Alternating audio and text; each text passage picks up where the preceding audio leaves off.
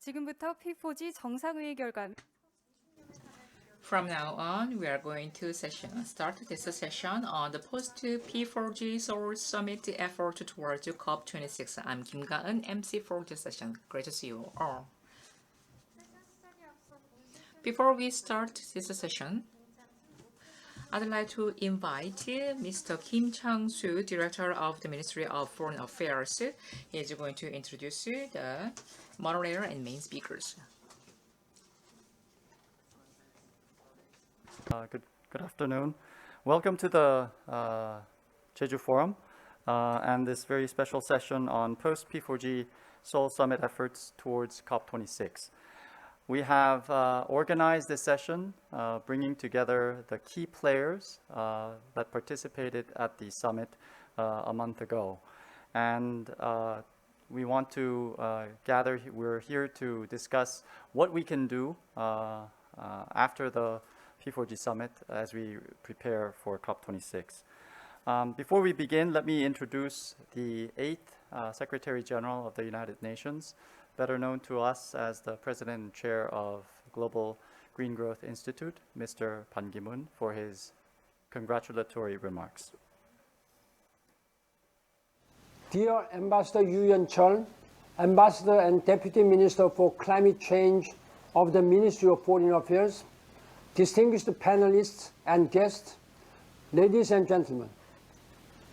It is my distinct pleasure to be part of this side event of the Jeju Forum to discuss the significance of the P4G Seoul Summit and now set our sights on the 26th Conference of Parties, COP26. Allow me to first express my appreciation and congratulations to Ambassador Yoo for Korea's great efforts to host a very successful P4G Summit last month.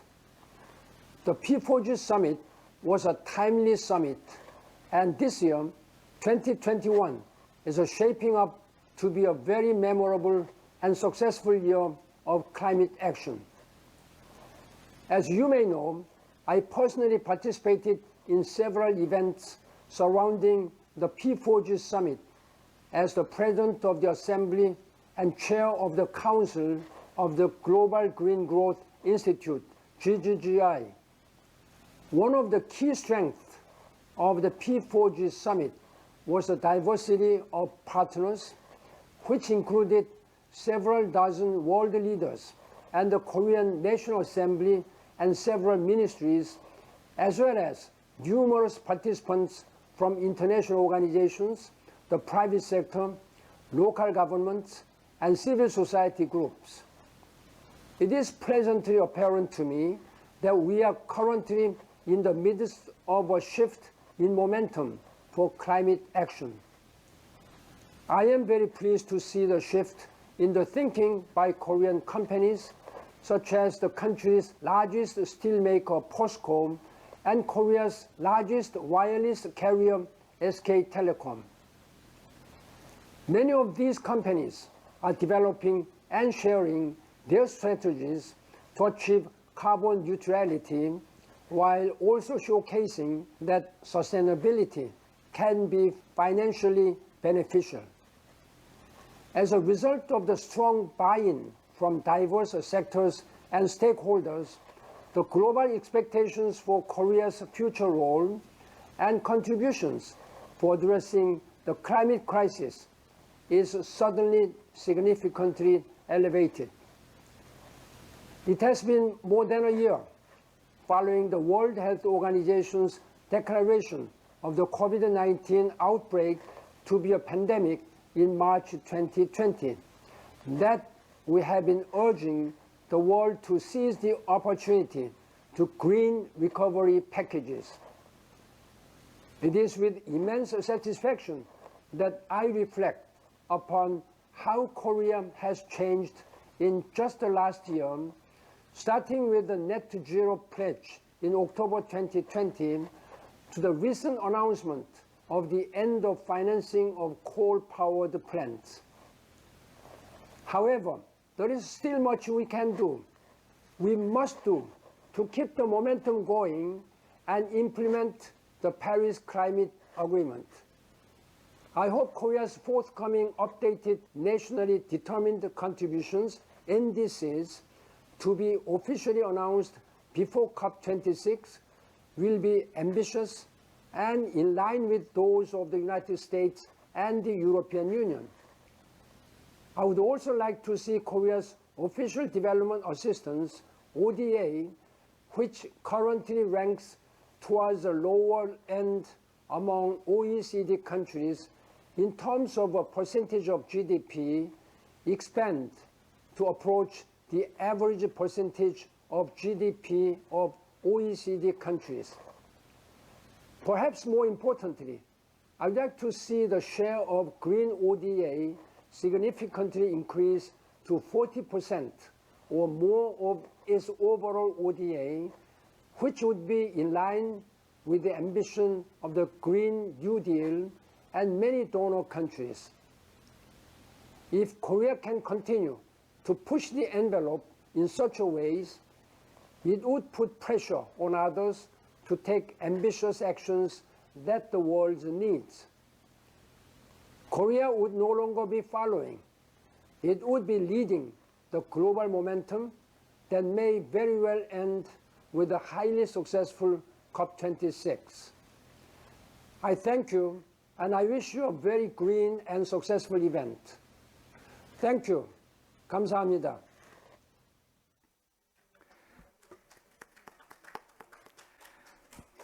Thank you, Excellency. Now, let me introduce a presenter, a speaker from the P4G Hub. The P4G Hub is the secretariat based in Washington, D.C. that supports the P4G initiative. And we have today with us Mr. Ian De Cruz, the Global Director of P4G Hub.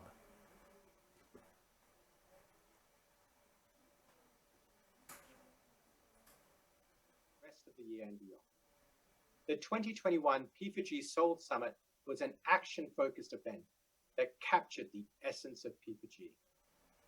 We are pioneering green partnerships and investing in impact. We are grateful to the Republic of Korea for hosting this ambitious global event and bringing its leadership to P4G. We appreciate Korea's funding commitment to us that demonstrates the value it sees in us and the trust it places in our ability to deliver impact.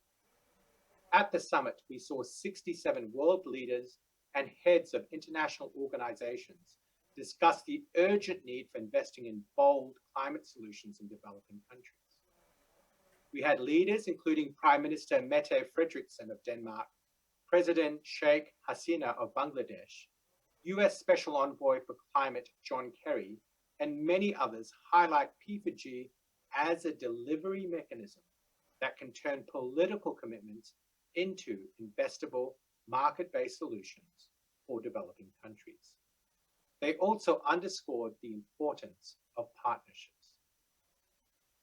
P4G is about bringing developing countries into the heart of the transformation needed to achieve a net zero future for all. We are building a partnership pipeline that helps countries create new industries and jobs and drive climate action. Across Asia, Africa, and Latin America, we are scaling investment models to deploy electric buses, to incentivize corporations to reduce food waste, to improve access to clean energy and water, and to decarbonize the shipping industry. We are fortunate to have partners like Colombia, Denmark, and the Republic of Korea with their leadership in zero emissions transportation, the development of energy islands, and offshore wind farms. This is the kind of expertise we want to scale across our P4G network. We also learned of Jeju's innovative smart grid design, wind farm development, and emerging green hydrogen network with cities without the private use of cars. This approach Jeju and the Republic of Korea is taking to its Green New Deal and the decarbonization of its heavy industry as part of its net zero commitment is an opportunity to share these lessons learned with the P4G network. At the Green Future Week As a prelude to the P4G summit, the governor of Jeju provided a generous offer to create an alliance that would bring this expertise into our partner countries. Through our P4G network, countries including the Republic of Korea can get access to the most prospective partnerships in our pipeline of over 50 partnerships with an engaged global ecosystem across Asia, Africa, and Latin America. There's also an opportunity to work together with countries like Denmark, the Netherlands, Chile, and the Republic of Korea to shape the global green hydrogen network of tomorrow. Through the different summit sessions, we showed how our partnerships are tangibly accelerating green investment centered on a country's development and climate priorities. They are advancing innovative solutions such as crowdsourced funding for improving clean energy access and developing green industrial parks. Our partnerships demonstrated not only how they are advancing a country's goals, but also the goals of COP26 global campaigns like the Race to Zero Coalition, a sentiment that was affirmed by both COP26 President Alok Sharma and the COP26 champion Nigel Topping, who both participated in the summit. This is just the beginning. The summit was a very successful stepping stone to COP26. We are already planning how we can keep that momentum going and deliver tangible impact that strengthens our role as one of the premier delivery mechanisms for developing countries. When we get to COP26, we will show the impact that our partnerships have already delivered and how these solutions drive investment into developing countries. We are currently accelerating our promising partnerships and planning investor sessions for the most mature ones with bankable solutions. We are in the process of co-creating new partnerships to develop finance and business models that will deliver impact in food, water, energy, cities, and the circular economy. We hope to announce our new class of partnerships at the end of the year and share the results of the impact at our 2023 summit, which will be hosted by our country partner, Colombia. At P4G, for the rest of the year and beyond, we are focused on implementation. We fill a gap in the global agenda by uniting governments, the private sector, and the civil society in the common pursuit of scaling tangible green growth solutions. If we are to achieve a net zero vision for all, we need to scale existing and new solutions that can accelerate the transformation we need in this decade of action. This is our focus, and we want to work with you to achieve this goal. Thank you.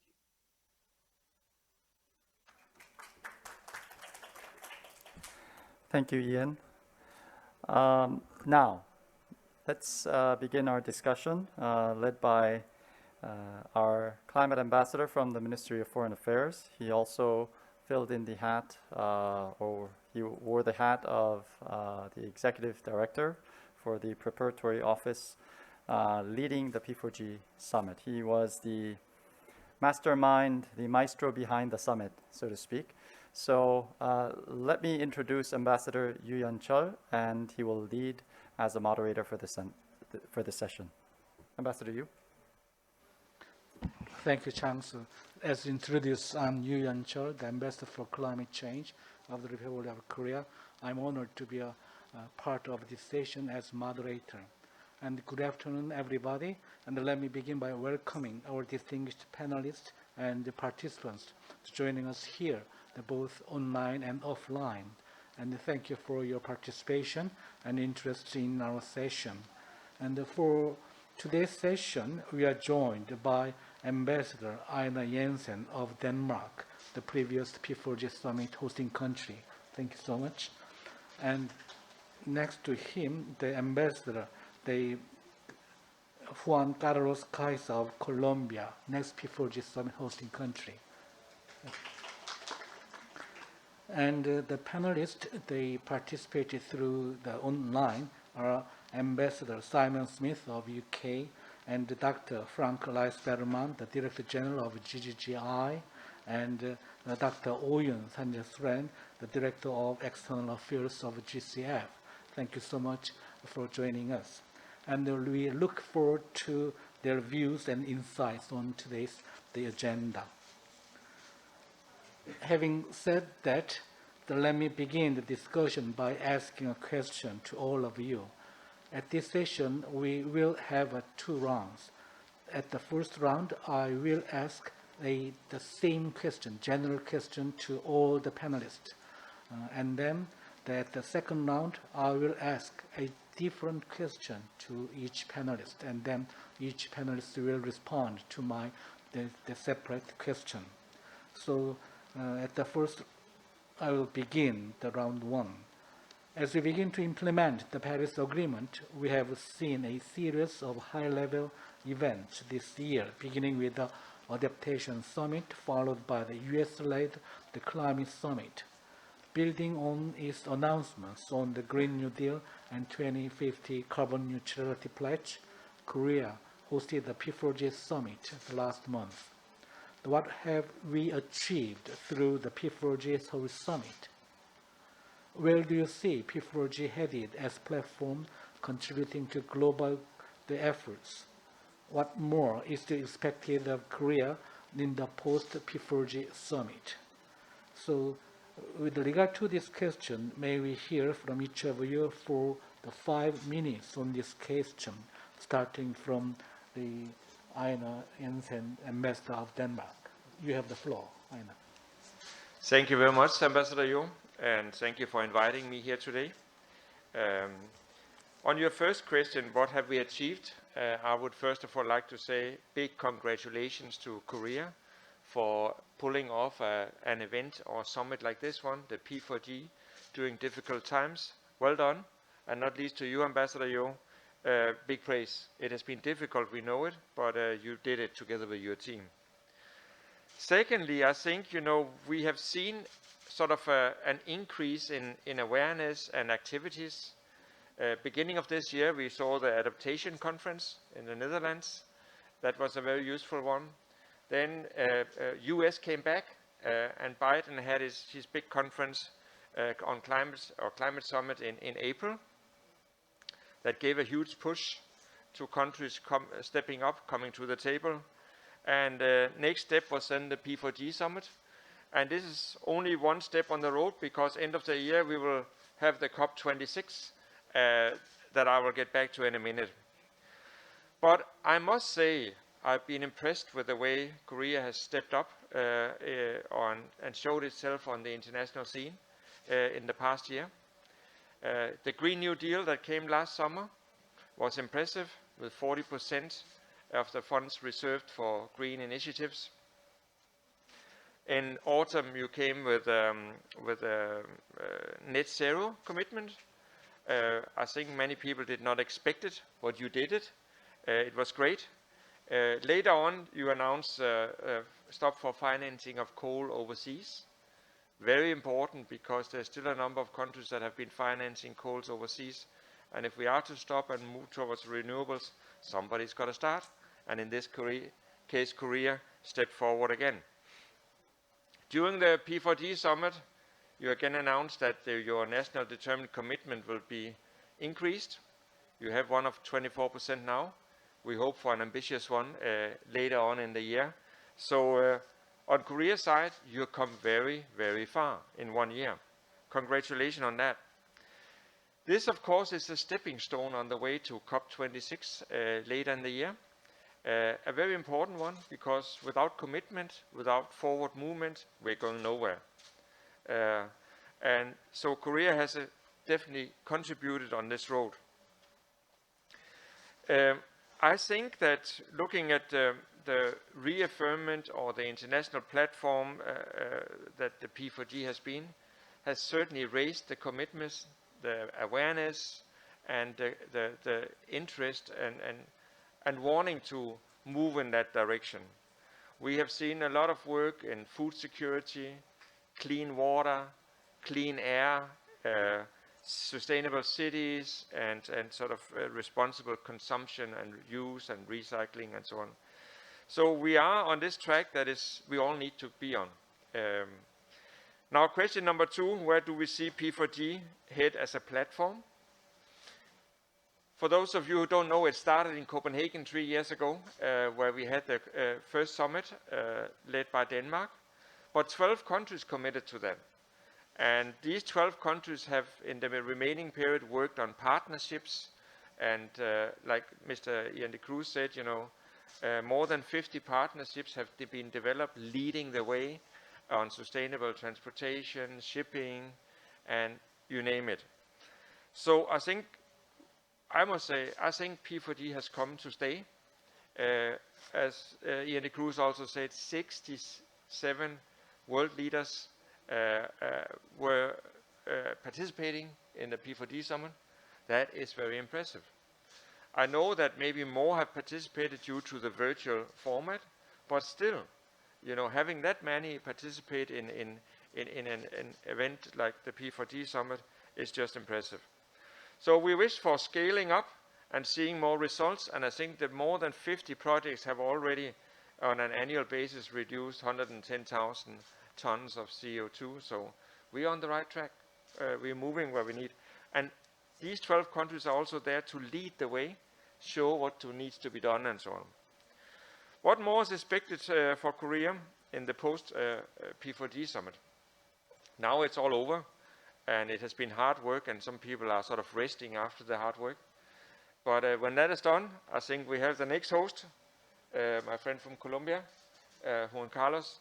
And of course, like we participated together closely with Korea in starting and getting this summit ready, I think we all need to help and assist in getting the next summit ready. So that is, of course, the commitment. And then I think, you know, Korea has stepped up to become noticed on the world scene, and you need to stay there. So, of course, we expect you to deliver on, you know, the phasing out of financing of coal overseas, come up with an ambitious NDC for the COP26. And that way, I think, you know, you will slowly push forward. I know there will be a lot of jobs in it. I would like to come back to that in the second question, because it's not all about costing lots of money. It has been great job opportunities, new sectors for Denmark and so on. So there are also opportunities here. These are my words. Thank you. Thank you, Einar, for your high appreciation to what Korean government has made during the last year. And thank you for your encouraging words for the success P4G summit. And the 67 world leaders' participation indicates the elevation of P4G, as well as it shows that the strong convening power of the Korea. And of course, we feel more responsible for addressing climate change and achieving the sustainable development goals. And next, I'd like to give the floor to Ambassador of the Colombia, the Juan, the next hosting country. So you have the floor. Yeah. Thank you so much, Ambassador Joe, for your invitation. It's a pleasure to stay here. I would like to develop my presentation in 2 lines. One, the scenario of Korea in this year as a host of P4G.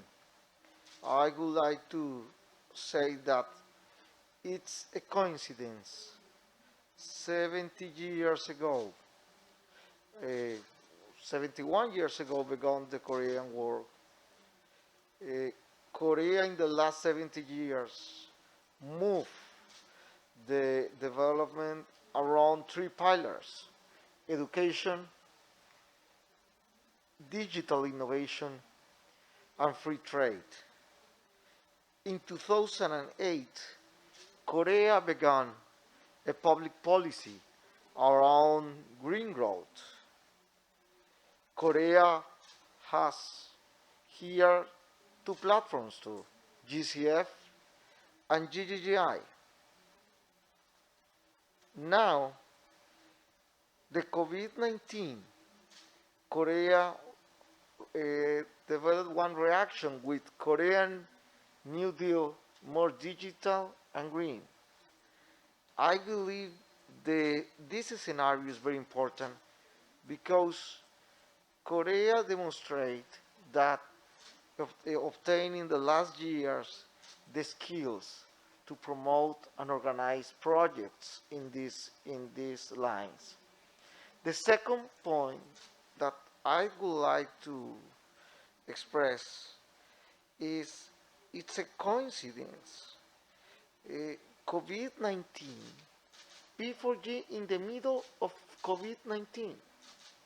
I believe that represents very important because in the past Denmark, now Korea, but in this moment, in the middle of the crisis management, P4G demonstrate that this platform can support in one line, can support the innovation, entrepreneurship.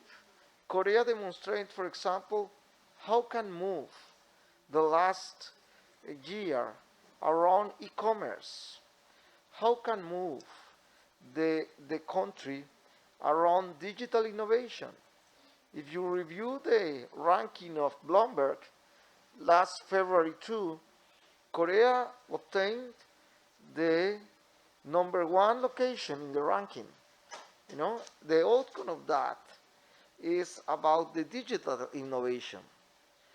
But the second line is P4G is a platform to obtain one action plan in economy reactivation.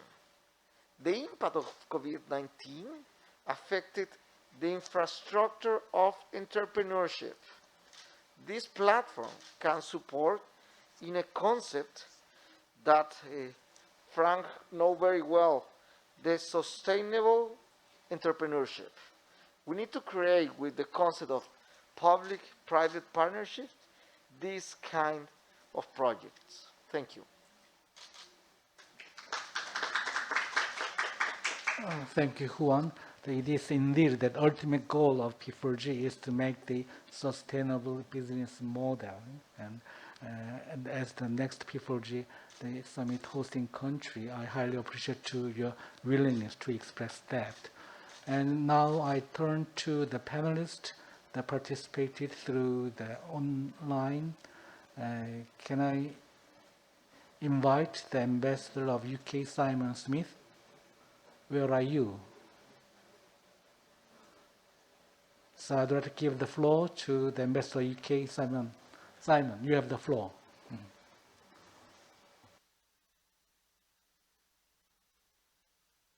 I think I've succeeded in unmuting myself. Thank you, Ambassador Yu. First of all, in my remarks on P4G, can I just add to the congratulations that have been given to you for your skillful leadership in the event. I think obviously the main starting point for P4G has to be public-private partnership. That's what it was all about, but that's easy to say. But what do we mean when we say that? I think for a long time in discussion of what needs to be done on climate change, there seemed to be a sense of a little bit of passing the buck, in the sense that government would say, well, you know, we need business to come up with the technologies that will tell us that it's realistic and reasonable to set certain targets. And industry was saying, well, we need leadership from government. We need them to set the direction before we know where we're going. And I think increasingly we're seeing that sort of passing the buck is that era is over. And I think conferences like P4G with an emphasis on what business and government have to do together are really important. But of course, it goes further than that. I thought it was an admirably inclusive conference. That's exactly the kind of inclusion that we want to try to achieve as hosts of COP26 later in the year. And I think that it was also an admirable example of how, and again, a great credit to Korea, of how so much of the Korean administration was brought together a demonstration that these are not issues that you can just leave to one part of government. You've got to get everyone on board. You've got to get the chair of the Financial Services Commission. You've got to get the Minister of Trade and Industry and Energy. The environment is not just for environment ministers. We've learned that a long time ago, and I think it was P4G was a real model of a cross-government action in that sense. Obviously, turning to, I think, the achievements, obviously, as COP26 presidency, we were really pleased to see that commitment by President Moon really nailed down the commitment to submit a revised NDC consistent with net zero. And we were really pleased to see the unequivocal commitment to ending the financing of coal power stations, particularly in developing countries. Again, just to run through a few other highlights that I would pick out, we saw the CEO of POSCO talking about the steel industry whose future was low on carbon and high on vision for green hydrogen. We saw the chairman of Hyundai Motors discussing long-term plans in place to achieve carbon neutrality in the entire process of automotive manufacturing. We saw, again, Governor Yang Sung-jo of Chungcheong-namdo talking about how he achieved the early end to coal power in Cheongnam, the highest emitting province of Korea. And again, we saw some really, really useful reminders of commitment to preserving nature, halting biodiversity loss that came from President Moon and from Environment Minister Han. So a lot of really good direction setting, the sort of thing we really need to see right across the globe if we're to nail down that objective of containing the rise in global temperatures as close as possible to 1.5 degrees Celsius. But direction setting is great. We all need to be accelerating our process, our progress along that path. And as Ambassador Yu will very well know, we are the people who keep coming back and asking for more. So congratulations on what's been done so far. But we do that because we all need to be asking ourselves to do more. We all need to be demanding more of ourselves, acceleration in our progress along the path. So we'd very much like to see from Korea, reminding ourselves that it's one of the 10 biggest emitters. We want to see delivery of real ambition on the path to 2050 net zero, critical decarbonization progress in key sectors, power, transportation, heavy industry, and buildings. We want to see an acceleration in turning the back on coal. There is no 2050 net zero trajectory that I'm aware of which sees a role for coal power on the grid beyond 2040. And so above all, we also want to see exactly what Pan Ki-moon asked for a few minutes ago, to see an NDC from Korea, a revised NDC that is consistent with the net zero commitment, and obviously one that includes envisaging a 2040 end of the use of coal by 2040 at the latest. Thank you very much. Thank you, Simon. So indeed, the Korea tried to make a P4G Seoul Summit a stepping stone to the COP26, and I wish the outcome of P4G Seoul Summit will contribute to the successful COP26 to be held in Glasgow, UK in November. And now I'd like to give the floor to Frank, the Director General of Gggi, headquartered in Seoul. Thank you, Ambassador Yu, for giving me the floor, but more so for your organization, together, of course, with the rest of your team. Director Chang-Soo Kim was there also. I know both of you extended your terms in your current roles to see the successful completion of the summit, despite it being delayed for 1 year due to COVID. And indeed, as have all the other speakers already said, you did so very well under difficult circumstances. Thank you very much. Yes, it becomes difficult to say anything new after so many speakers have already summarized, I think, the P4G summit very well. Of course, with others, we have been very pleased to see Korea's own rapid stepping up, managing COVID well, announcing a Green Deal to build back better, committing to carbon neutrality.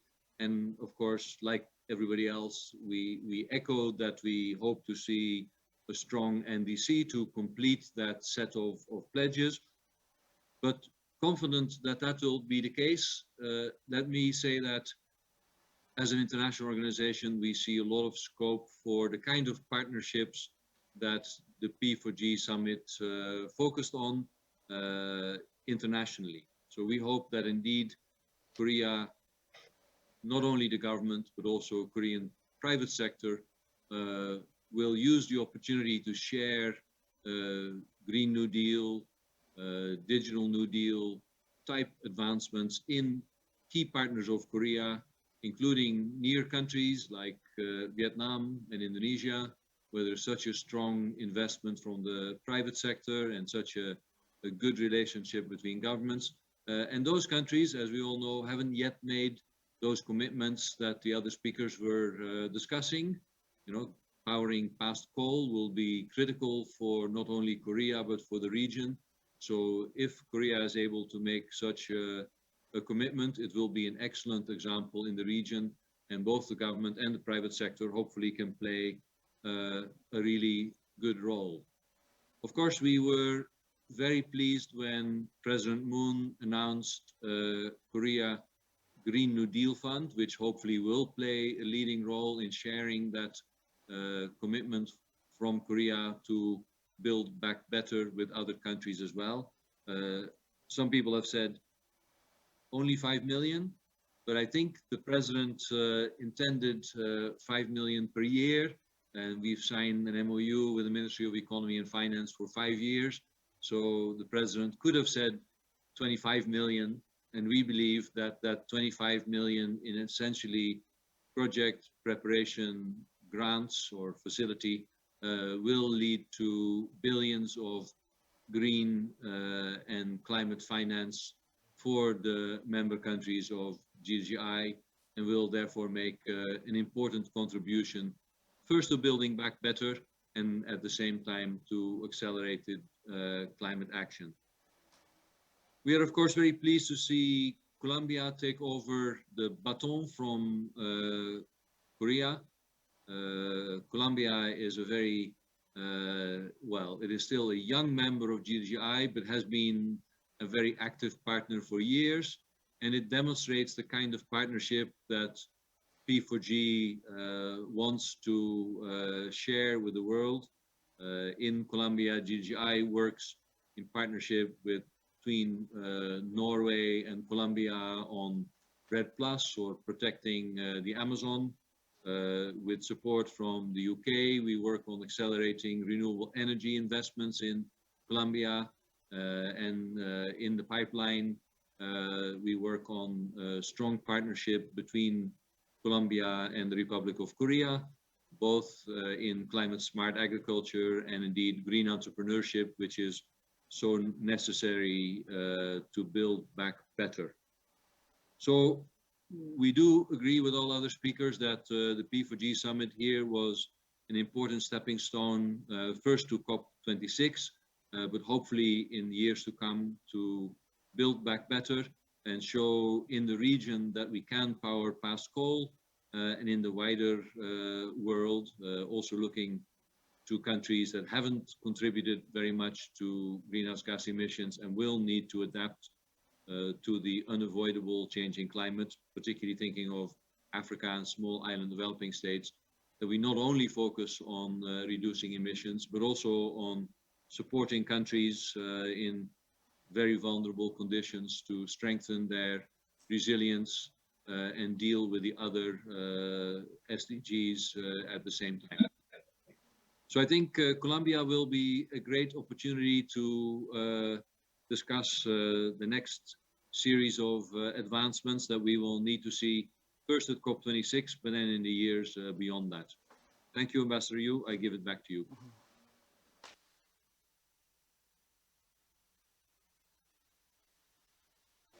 Thank you, Frank.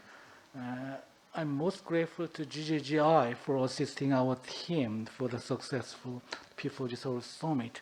And the Gggi is really a think and act tanker. And I do believe that Gggi is entitled to get the trust fund of $5 million per year and over the next 5 years, I do believe. Having said that, I'd like to give the floor to Oyun Sanjasuren from the GCF. Oyun, the floor is yours. Thank you very much, ladies and gentlemen, dear ambassadors. Sincere congratulations, of course, to Korea Ambassador Yu, Chang-soo Kim, but also the whole team. And we all know that the current decade is a decade for climate and nature. And we also know that, the key milestones, having the emissions in the next decade, then having again in the decade after, and then reaching net zero by 2050, are really enormous tasks. But at the same time, of course, we've seen that over the past 2 years, including, as we mentioned, Korea, now 131 countries actually that are responsible for 73% of global emissions have adopted or considering to adopt net zero targets. So again, maybe just even a year ago, it was not clear to the world whether the Paris Agreement goal was within reach. But if we deliver those enormous tasks, these net zero targets putting Paris Agreement goals within the reach. Again, if we deliver. I think platforms like P4G, and again, the US President's leaders Summit on Climate was also mentioned, and Climate Adaptation Summit. I think these were absolutely key events, not only to galvanize that net zero momentum, but also elevate each time and move us step up to COP26 and beyond. And it's not just the public, as we know, it's also galvanizing, mobilizing private finance to drive the net zero transition pledges. And GCF, of course, works with developing countries. We also see that it's also helping vulnerable countries also to mobilize their not only political will, but also public support as well.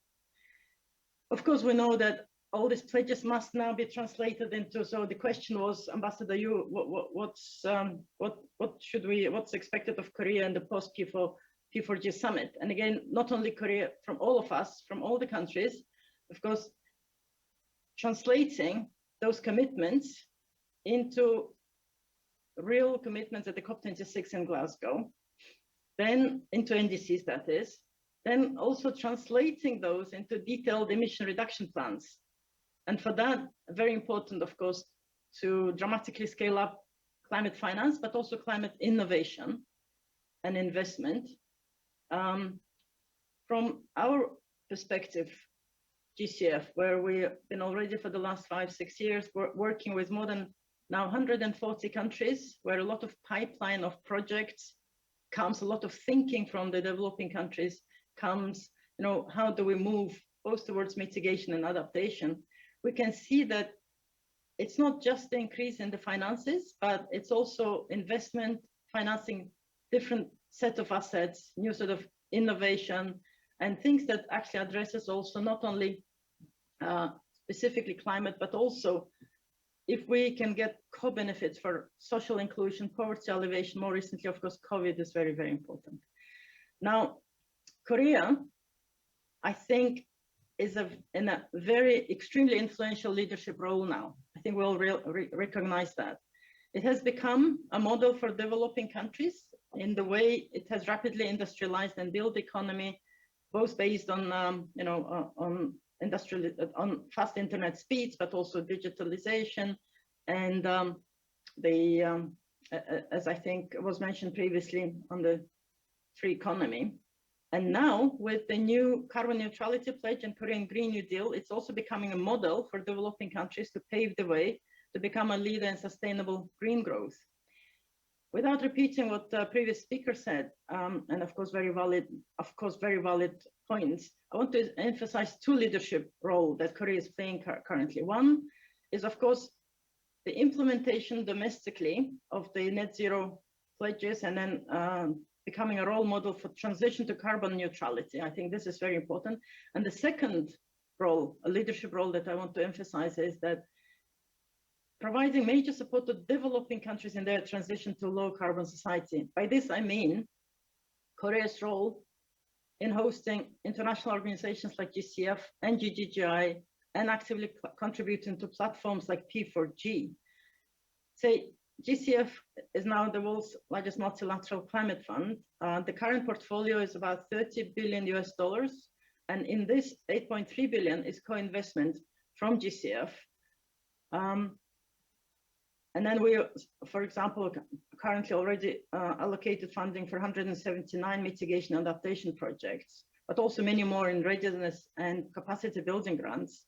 And last year, 2/3 of all the multilateral climate finance came also from GCF. So if Korea looks at this as being a host country of GCF, also having a seat on the board and being a financial contributor, and since its establishment, $300 million US were directly contributed to GCF's funding.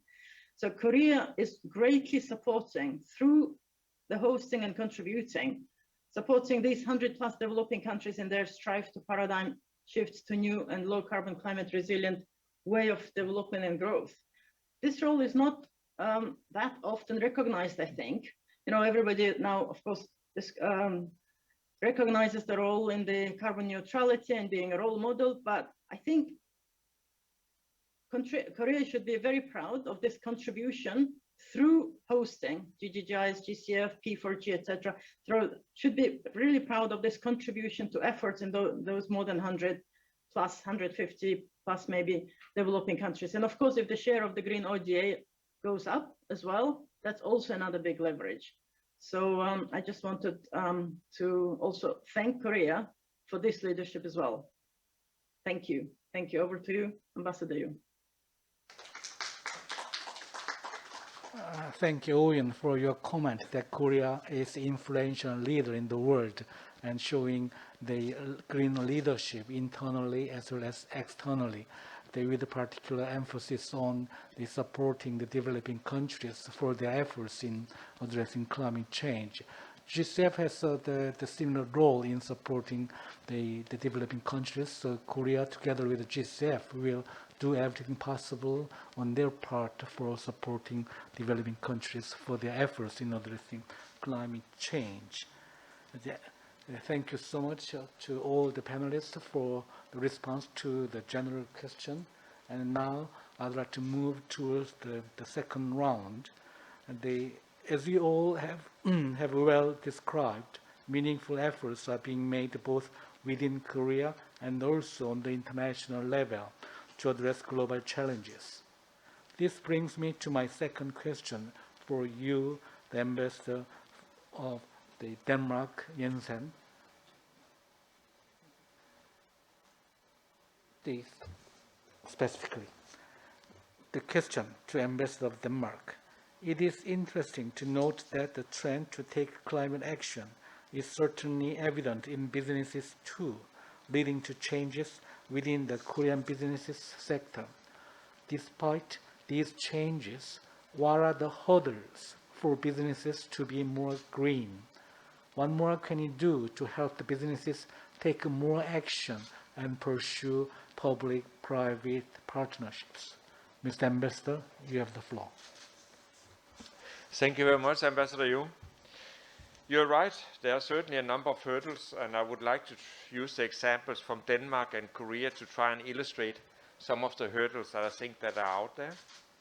You know, looking at businesses going a few years back or longer, I think many businesses thought that, you know, this whole discussion about climate change and so on, it might go away. Will there be enough pressure on us and so on? But that has certainly changed over time. And why has it changed? It has changed because we see the consumers now coming out requesting green products, requesting products that have been produced with green, renewable energy.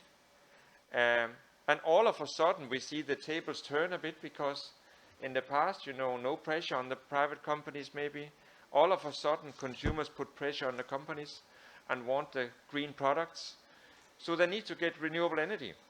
And looking at that, I think one of the key things for government is to make provisions for renewable energy to be available in our countries. In Denmark, we started long ago. 25 years ago, we only had 5% renewable energy in our electricity grid. Today, we have 70%. So we see companies coming to Denmark, even though we have high labor costs, to set up business, to establish themselves, because they can buy renewable energy for their production, and that is what the consumers want. So I would say, number one, for many countries is to make everything you can in terms of regulation and so on, pave the way for renewable energy to be implemented in your country, or your companies might lose out. Today there's a club of RE100, it's Renewable Energy 100, all those businesses who have committed themselves to produce only with 100% clean energy and so on. And of course, BMW is one of them. You know, they need batteries for their cars. And if they can't get these batteries, 100% renewable energy produced, they will go to somebody else and buy it. That is why, you know, when we met, the Nordic ambassadors met with LG Chem not long ago, management there said, we set up our factory in Poland, we set up our factory in US, because we can buy renewable energy. That is what the consumers are asking right now. Otherwise, we will not be able to sell our products to those who want that. The companies signed up for RE100. So it's definitely out there. It needs to be done, and it can be done. So I think that what you need to do is move in the same direction as we've done in Denmark. I think Korea is known for its speed. Whenever you start, you can do it so fast. What you need to do also is change your legislation so that you can do independent power purchase agreements. You get somebody to produce a renewable energy and you allow companies through independent power purchase agreement to buy that. And they can then maintain their business and grow and sell their products. In Denmark, we do not have mountains, so we do not have the hydropower, but we have wind, and you also have wind. Today, 50% of our, green energy comes from, or 50% of our power in our power lines comes from wind energy. President Moon has great plans for 12 gigawatt of offshore wind in this country, and it's doable. The way we speed it up in Denmark in terms of our regulation is we made a one-stop shop. We put the Danish Energy Agency in charge of finding out where you want to have the wind farms, doing auctions and so on, and getting started on the road of building it. Danish Energy Agency is working closely with Korean Energy Agency, so this kind of partnership in the public sector, where you share knowledge on legislation, regulation, and so on, is now spilling over to regulation in Korea on one-stop shop also that can speed up things. I think that's very important, and it's a way to move. So the public-private partnerships will be very helpful. We see them in P4G. We see them on everyday basis in the various countries. Now, the one-stop shop in Denmark has also meant that Danish developers have become very good at making offshore wind farms. Danish developers, like everybody here in Korea knows KEPCO. The sister in Denmark is called Ørsted. They also is a utility. But they changed from 90% coal-fired or fossil fuel energy to more than 90% green energy in just 10 years. So it's very impressive that that has taken place. Ørsted, that utility, also started doing offshore wind farms, not only in Denmark, but in Europe, all over the world. So today, the Danish utility is involved in 30% of offshore wind farms in the world. You can imagine, that is business. You start out doing something that might not look so impressive, but by the end of the day, you're involved in something new that creates lots of new jobs. In Denmark, we have found that whenever you build 1 gigawatt of offshore wind, you establish close to 15,000 jobs.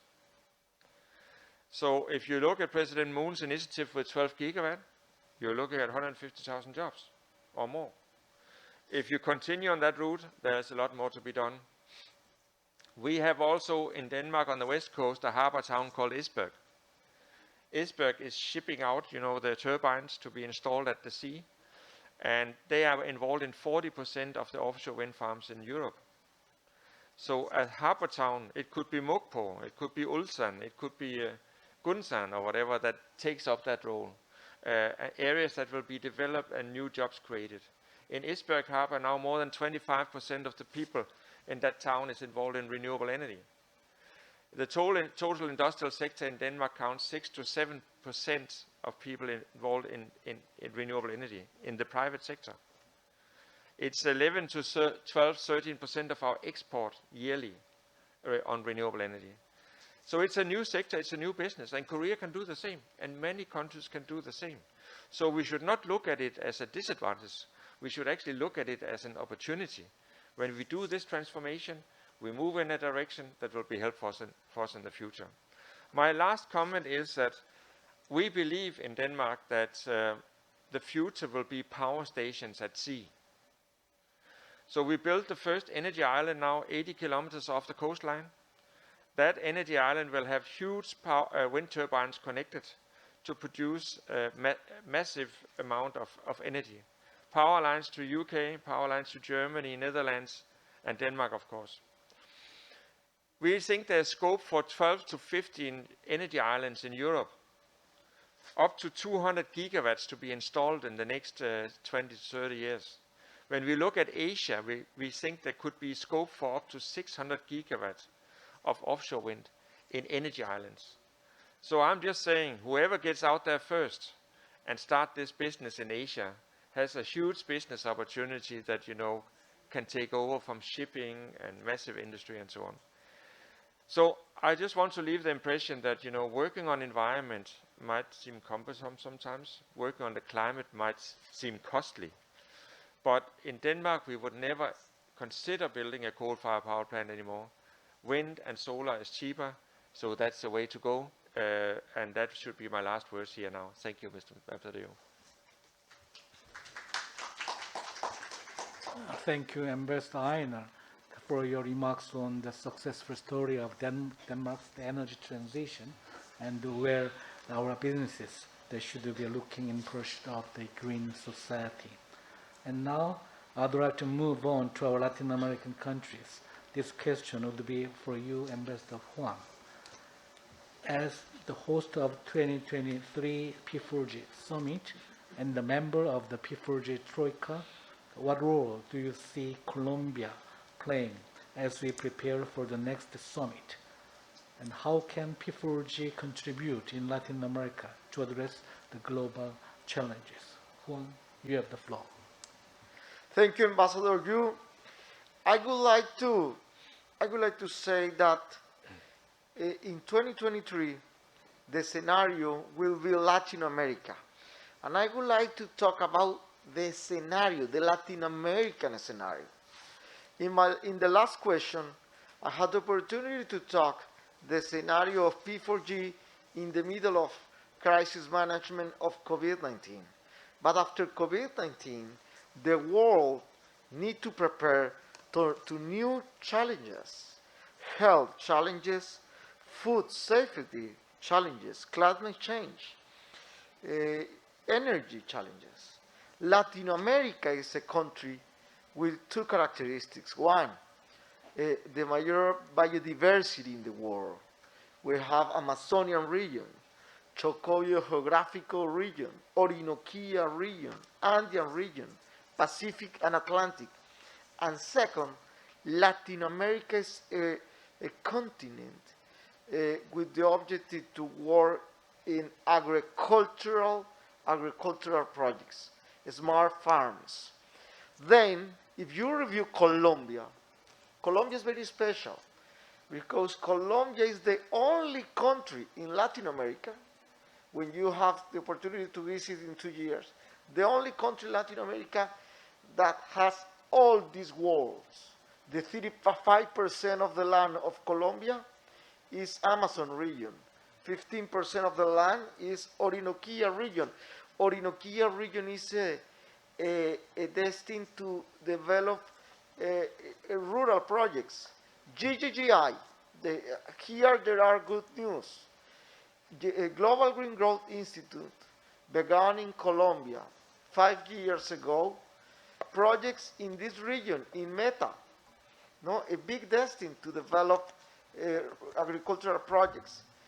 Gggi has a project, for example, in Nariño, one area that the Botanic Institute of London say that is maybe the most biodiversity region in the world. Why? Because it's a land with 4 worlds: Amazonian region, Andean region, Chocó geographical region, and Pacific. In the case of GCF, we have now projects with all countries that are part of the Amazonian region. I would like to finish this part because it's an opportunity to bring the knowledge, the experience of the 3 continents, 3 continents, 3 countries as Korea, Denmark, Colombia. Colombia entered to the OECD 1 year ago. Korea will be the partner to move in this new scenario. And at the end of the day, we need to take advantage of your knowledge in Latin America in concepts as biotechnology, bioeconomy, agricultural projects. That's one part. The second part that I would like to talk is finally, in the next 2 years, Ambassador Yu, we need to work together in Troika system. Troika system. I believe for that reason,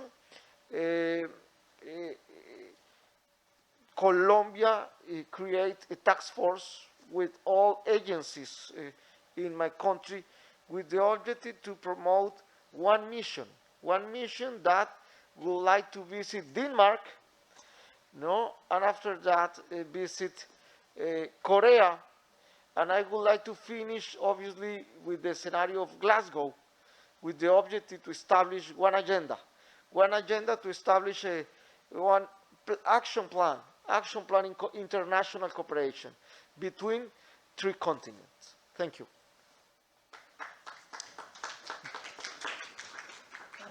Thank you, Ambassador Juan Carlos. And I expect the Latin America scenario to work out in time. And I view that the establishment of Troika system, the P4G, the Troika system, will contribute to enhance the trust of P4G, and they contribute to enhance the sustainable operation of P4G, and the Korea will try to do everything possible on my part to assist the next hosting P4G summit. And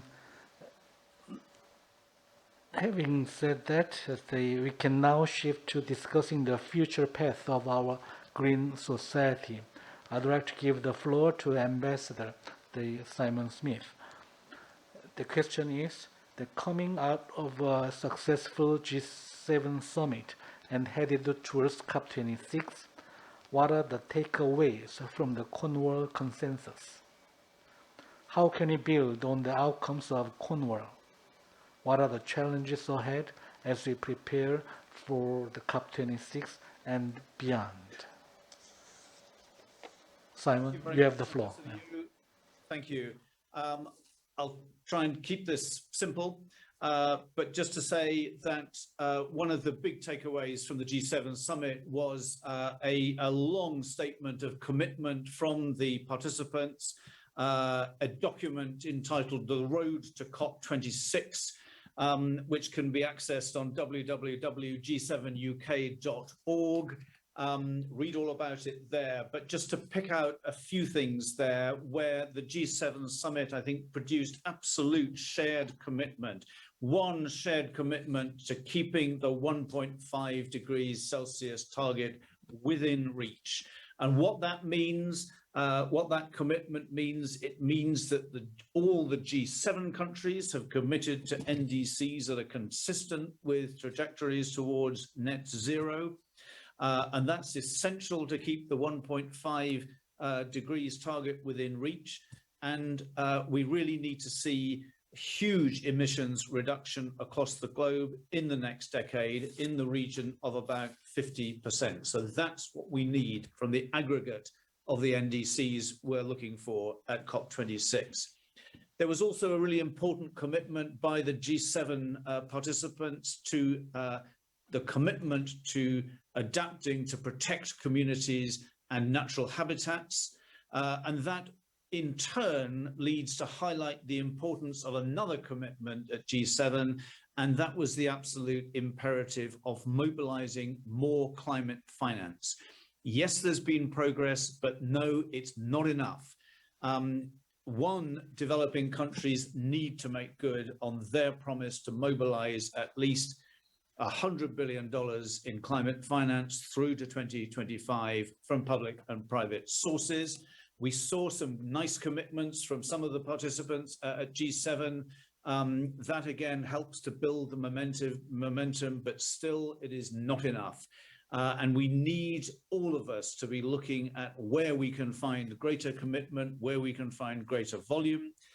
In Korea's case, the commitment that we've heard talked about in this session, Korea's commitment to green ODA by 2025, again, a very positive, welcome development. But we very much encourage Korea to follow the permanent G7 and make clear multi-year commitments of climate finance to support developing countries and make that commitment clear before Glasgow. But above all, I think what the G7 product shows is a number of countries whose engagement and commitment is absolutely going to be essential to ensuring that we're in the right place on climate change. That shared commitment was emitted, a shared commitment, specific commitment to working together across the globe to deliver. And that, again, is going to be absolutely essential for success in Glasgow, not least on the commitment to facilitate, to drive towards agreement of the outstanding elements of the Paris rulebook as part of an ambitious set of negotiated outcomes at COP26. Thank you. Thank you, Ambassador Simon, for your meaningful perspective. And we will certainly continue to build on the many efforts we have made throughout the year for the success of COP26. On further the developing our green initiatives, we cannot leave out how crucial financing is, the climate financing you mentioned. Therefore, I'd like to turn to you, Dr. Oyun Sanjasuren, on this question. Through the number of climate-related summits in recent months, we have seen and heard many political commitments, both on policy and finance. But how can you facilitate this and turn it into real action on the ground? What more is needed to mobilize the financing required to address the goals ahead? How can they be used more effectively? Oyun, you have the floor. Thank you very much, Ambassador. I would like to bring two angles. One is more immediate, COVID-related green recovery, and the second is more longer term. So we know that we have to come out from this pandemic more resilient, build back better, as we say, choose the new path to growth and development. And of course, the key message in the last months was getting the recovery right. At the same time, if you look at some of the numbers, and the numbers are over $14 trillion was announced in spending across the world's largest 50 countries in 2020, of which only 13% was directed to long-term recovery type of measures. And out of that, less than 20% of that 13%, and that's about 340 billion out of 14 trillion, only went to green recovery measures. And that's a report from UNEP, Oxford University from March 2021. And again, although this unprecedented resources were unleashed during this unprecedented COVID pandemic, almost all of it is still in G20 countries. So the key, the question which Ambassador you raised, how do we mobilize finances? And I would like to focus also on developing countries where we work, of course. The problem is that there are a lot of perceived risks.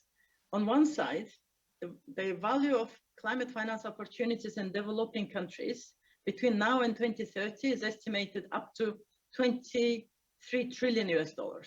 And this is against $18 trillion that is sitting in OECD countries in negative yielding debt.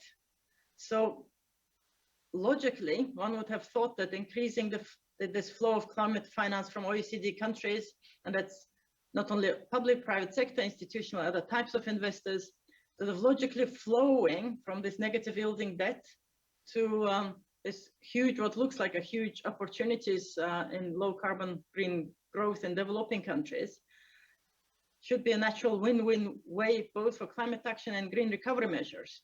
But this is not happening because the green investment trend tend to have a higher upfront capital requirements, longer payback periods, also have higher perceived policy, technical, operational investment risks.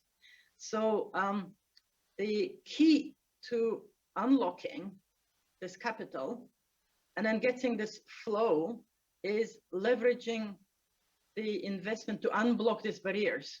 And then GCF is trying to do it through 4 types of innovation.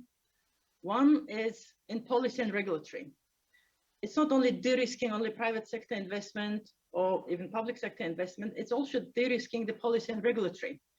It's also about transformative planning. There were some research and data showing that if you integrate policies to achieve SDGs and the Paris Agreement to capture multiple wins, and of course, it's also would be great if also COVID-related co-benefits are there. One can reduce total required investment by up to 40%. So I think it's very important, to do the homework first on policy, regulatory, on the transformative planning. The second thing is, of course, innovation in institutions, and that's, of course, what Gggi has been also doing, capacity strengthening. With regards to COVID, how do we craft green resilient recovery measures, and how do we incorporate those measures into NDC's stimulus packages as well? How do we incorporate NDCs into the green stimulus packages? The third is innovation in technology, and then fourth is, of course, innovation in financing instrument themselves, sort of de-risking investment of private sector. And the things I think which GCF has been trying to do, and it's a priority for us, introducing financial instruments such as first loss anchor investment, but also the guarantees, de-risking, creating blended instruments, especially if we can support private sector to go into adaptation, and in most vulnerable countries, this is also a priority for us as well. And I wanted to go through some of the examples, but maybe I'll leave it to the future as well. Thank you so much, Ambassador. Okay, thank you, Uyun. And as we all agree that financing plays a necessary role, we look forward to collaborating with you to facilitate our green initiative. And now, last but not least, let me turn to Gggi for the last question. Despite COVID-19, Gggi's track record last year shows that you are doing quite well, making progress with many of the developing countries that Gggi is engaged with. Do you see change in the policies and visions of key developing countries towards climate action?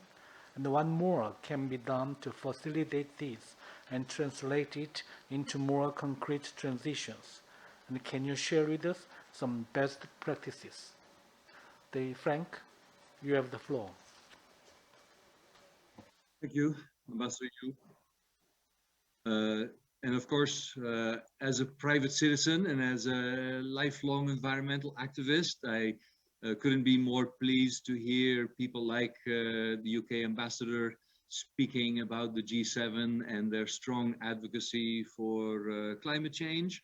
I actually shared the G7 statement with all our staff. We were more than pleased to see its championing green revolution. Those are all, I think, very important shifts in the international debate. But frankly, when we go meet the governments of our developing country members, their number one priority at this moment is not climate. Living in a country like Korea, which has done so well in managing the COVID pandemic, where we never really had a full lockdown, it's hard to forget that when we speak to colleagues in Latin America, they've lived through an almost full lockdown for more than a year, and there is no real end in sight. So the difference between the developing countries we speak with is that their number one priority is employment, COVID, COVID, COVID, employment, employment, employment. And the second point is they have no money. You know, many governments were deeply affected themselves in their revenues as a result of COVID. So while they are interested in a Green New Deal, there simply is very little money around to finance a Green New Deal. So going to the kind of discussion we then have with those members, it is in the first place to point out that employment, fortunately, goes very nicely hand in hand with climate action. Investment in renewable energy, as also Ambassador Jensen has pointed out, delivers a lot of green jobs. And there are quite a few other areas in developing countries, not only digital and, if you like, high tech, but particularly climate smart agriculture and nature-based solutions that are key opportunities to create green employment. And in the second place, the financing is likely going to come from the private sector. So we see a lot more interest in the countries we partner with in green finance from banks. Just yesterday, we had a request from the Mexican government to help with a green taxonomy, the same kind of green taxonomy that the EU introduced last year, that Korea will introduce later this year, and that will allow banks like NAFIN, the NAFIN second largest bank in Mexico, to issue green bonds. So we work in quite a few countries in helping government and the banking system to come up with terminology to mobilize green finance. And yes, we see a lot of the private sector interested in engaging. Sometimes they need a nudge. So yes, we see a great opportunity to use the funding from GCF and from Green ODA to bring the private sector on board. So I'm glad we have spoken in this session on increasing the commitment to climate finance. Those numbers are crucial, but relatively small compared to the total needs. And yes, the bulk of it will have to come from the private sector and from banks. So that is where we see our best practice. Ambassador Yu, a rapidly increasing interest in public-private partnerships, like P4G is recommending, where engagement comes through the private sector and through climate finance as a way to enable the private sector to take some of the risks associated with the new markets or new technologies that we will need to deliver on a 1.5 degree scenario.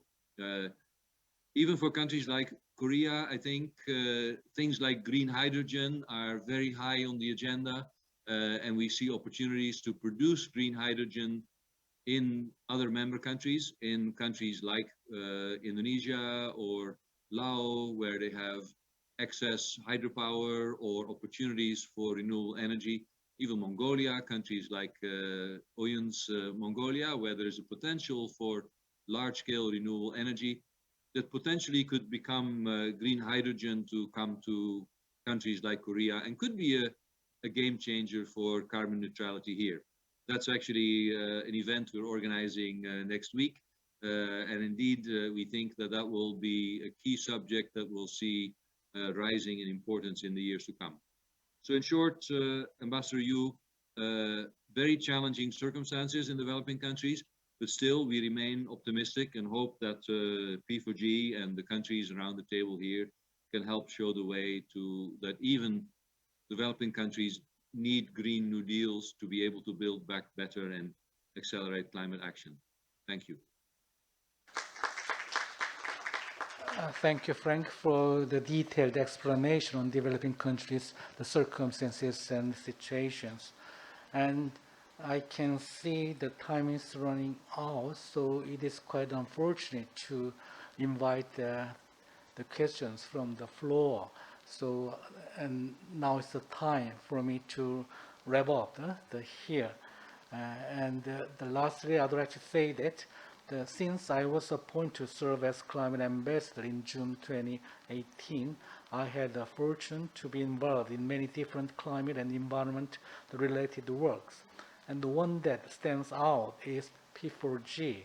And from the first summit in Copenhagen to the second Seoul summit last month, it was certainly an exciting journey.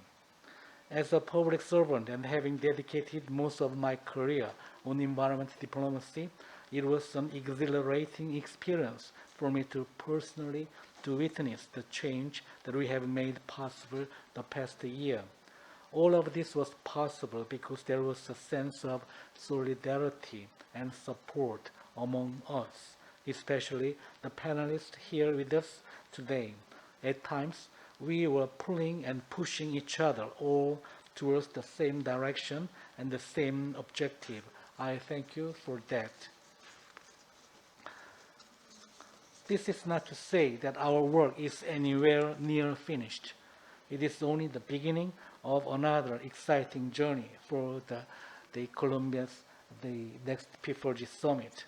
As Korea leads P4G and continue to make joint efforts to tackle the global goals ahead of us, I hope you will lend us the same, if not more, support and encouragement as you have done so thus far. Although I'll soon be leaving the Foreign Service, I will not forget the friendship and trust that you have shown me and my team.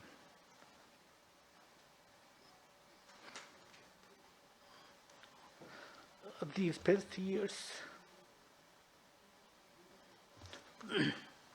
Thank you once again for everything, and I do hope that our paths will cross again in the future, and thank you so much indeed. Thank you for supporting us. Thank you very much. 다시 한번 수고해 주신 연사자분들께 큰 박수 Thank you very much. once again. That concludes this session. From now on, we will be taking short break.